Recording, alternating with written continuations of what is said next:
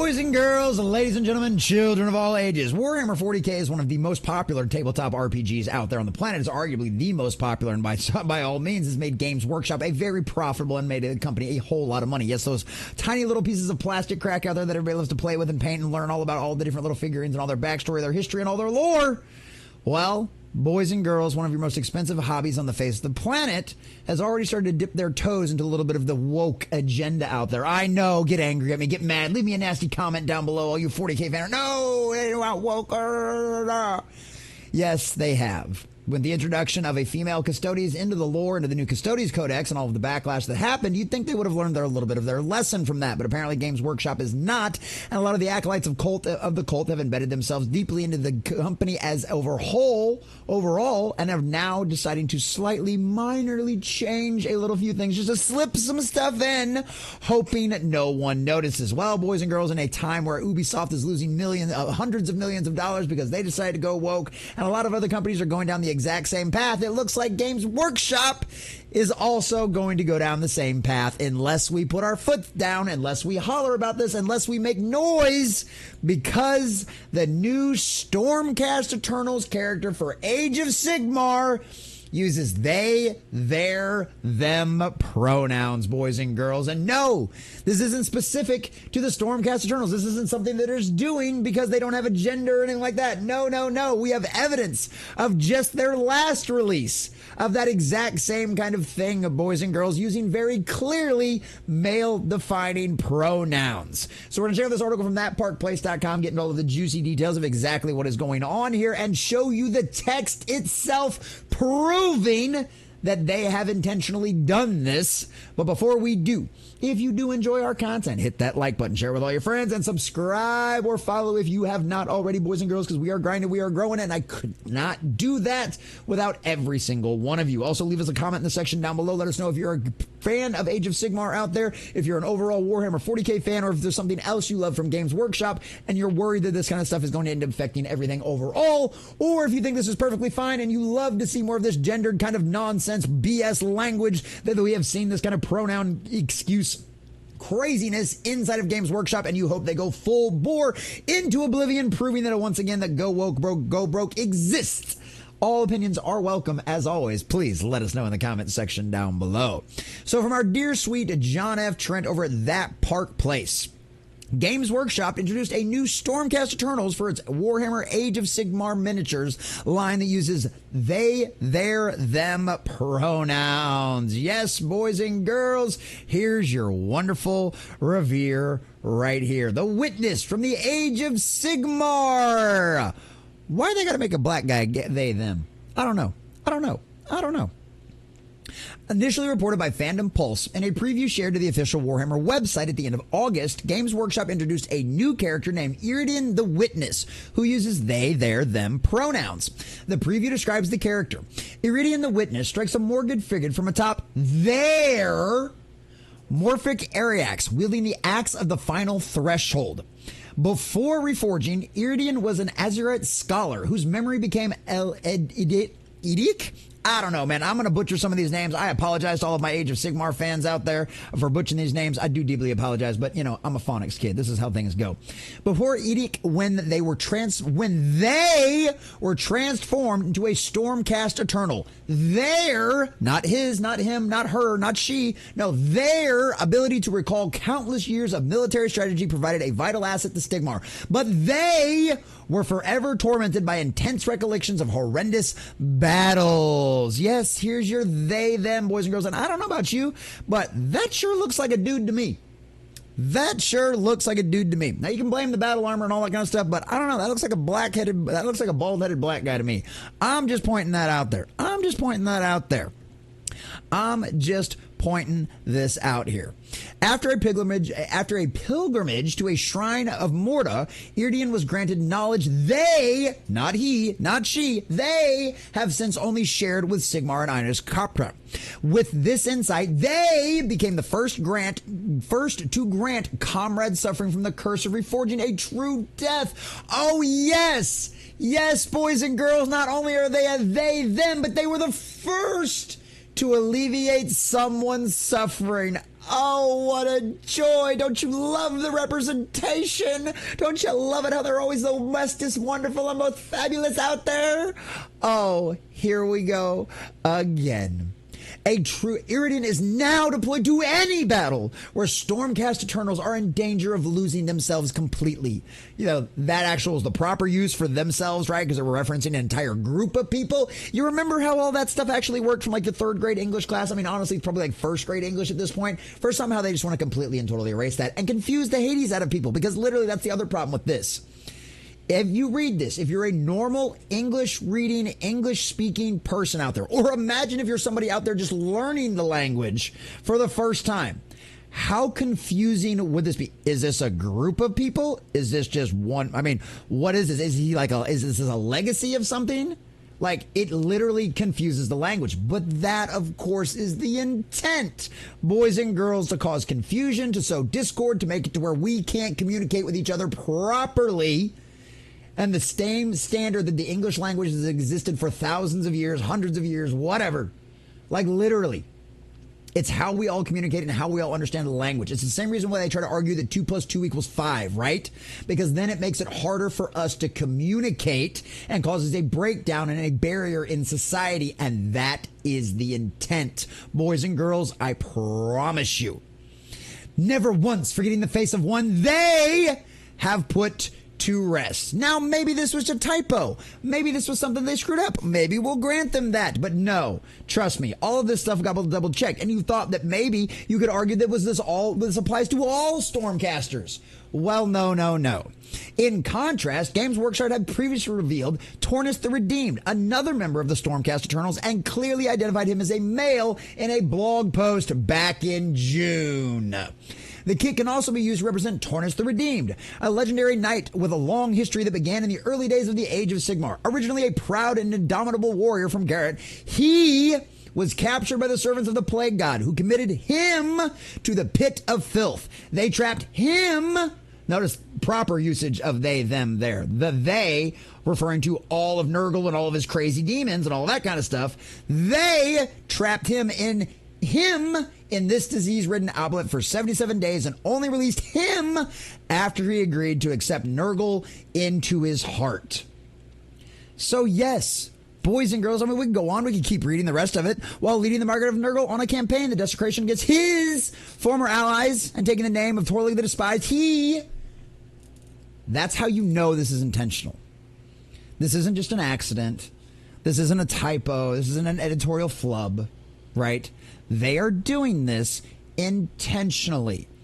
And if you think it's only going to be an Age of Sigmar, I have an entire Western media to sell you that has proven that this is how it starts.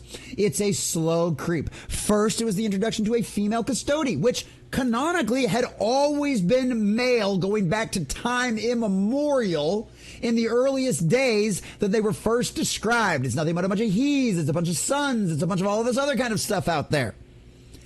But no. Well, it's never been canonically said that only female custodies, unlike it has been said time and time again, that Space Marines can only be male, right? They even put this in their own freaking starter kit in the book describing this stuff right here for Wrath and Glory.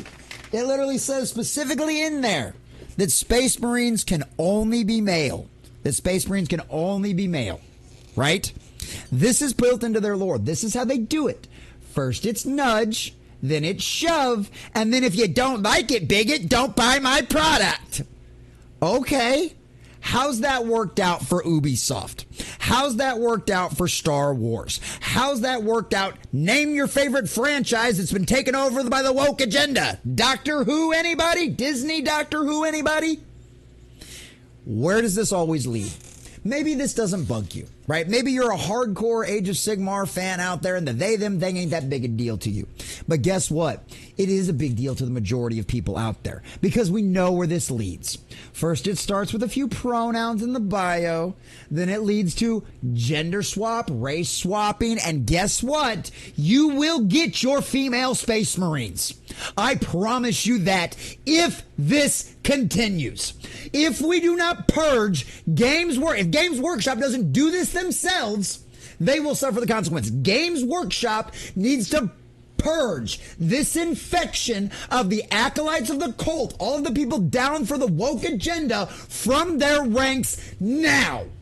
Because if you do not, this will continue, and you will find yourselves agreeing to, well, yeah, female space marines. Well, we finally figured it out. We can make female space marines. Look at this cool new technology that we've gotten. It will happen. And then all of you out there that have loved this franchise for decades, spent hundreds of your dollars, thousands, hundreds of thousands of dollars on this franchise over the lifetime that you've been a fan, you will find out that, well, when they simplify the rules to make Warhammer 40K more accessible to most people out there, just like they've done to D&D. And now what happens with D&D. Look at where it's at now. Right? Look at the artwork, how abysmally boring and trashy and inclusive it all is. Look at the storytelling. Look at all the marketing. Look at the nonsense that they pulled with D&D just too long ago with all the online stuff. You think that's not going to happen to Warhammer 40K? You think this isn't going to end up turning out the same way? Boy, I got some oceanfront property in Arizona to sell you. Because if you believe that, you're a fool and you're not paying attention. The agenda is coming for Warhammer 40K. The agenda is already embedded in Warhammer 40K in just little tidbits. Female custodians. Oh, well, it wasn't technically lore breaking. How much longer before they just rewrite the lore? Like, they just rewrite the canon, like we've seen happen with Star Wars and D&D and everything else out there. Now is the time to stand up and say something about this. There is no more get along just to get along. Oh, I don't want to ruffle feathers among my friends at tournaments. You say something about this now, or watch 40K turn into D&D and Star Wars. Mark my words, that is the only place this path leads. This is one of the most expensive hobbies on the planet to have. How long Games Workshop, I know you're not listening, not to my little videos, but there's going to be 100 others out there just like this. Do you really want to walk down the path of Disney? Do you really want to walk down the path of Hollywood? Do you really want to walk down the path of the video game industry that they are currently facing right now? Losing hundreds of millions of dollars, bleeding money, watching your stock price go into the toilet like Ubisoft has seen, like Disney has seen. Mark my words and mark them well, Games Workshop. These people do not show up in any kind of significant money, any kind of significant amount to spend any money with you. Why? How do we know this? How do we know that you are absolutely catering to an insignificant portion of the population? Because I've got a laundry list of examples. If those screaming weirdos out there absolutely made such a significant difference, Concord would have been a success. The Acolyte would have been a success. It was the gayest Star Wars ever, after all. And now it's canceled because even Disney can't continue to spend hundreds of millions of dollars on things that their customers don't buy. Because guess what? That woke little cult that you're catering to doesn't pay your fucking bills. We do. Because we show up in numbers. We waste hours of our lives. Some people would consider it a waste. Some of us have actually rather enjoy it. We are the ones that spend hours of our lives poring over every intricacy of your lore. We are the ones that buy figures after figures, wasting thousands of dollars, investing time and money into something that you're going to let these cultists absolutely destroy, all because you just wanted to get along. They don't want to get along. They want to take over and destroy your franchise just like they've done to a million other ones out there. So here's your warning. Games Workshop, here's your warning. If you like being the #1 tabletop RPG on the planet, if you like people spending thousands of dollars on your trash just so they can play your game and spend time in your world, how quickly do you think that is going to dry up when the vast majority of your players out there are male and don't want anything to do with your pronoun nonsense BS? How'd it work out for Star Wars? How'd it work out for Concord? How'd it work out for Ubisoft? These are companies that have lost hundreds of millions of dollars all the way up into the billions. Now, right, Games Workshop isn't that big. We're not going to see a headline that Games Workshop loses billions. But you know what we're going to see? We're going to see your Amazon television series fail and go miserable. We're going to watch Henry Cavill walk away from it because this is the kind of nonsense you want to cater to. This is the kind of insanity, the destruction of our culture, the destruction of our very language that you want to cater to. Well, go ahead, Games Workshop. Go woke, go broke, exists for a reason, and 3D printers still go brrr. How's that going to pan out for you? Because guess what? I see what's going on in the next generation with D&D right now. They're all playing Pathfinder. And if they are still using D&D systems, it's all homebrew campaigns. Nobody's excited for the next generation of anything D&D.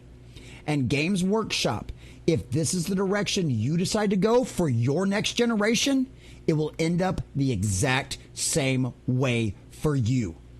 Go woke, go broke has been proven time and tested 1,000,000 times over. Games Workshop, will you be the next? It's up to you. After all, you did this to yourself, and you'll get exactly what you deserve.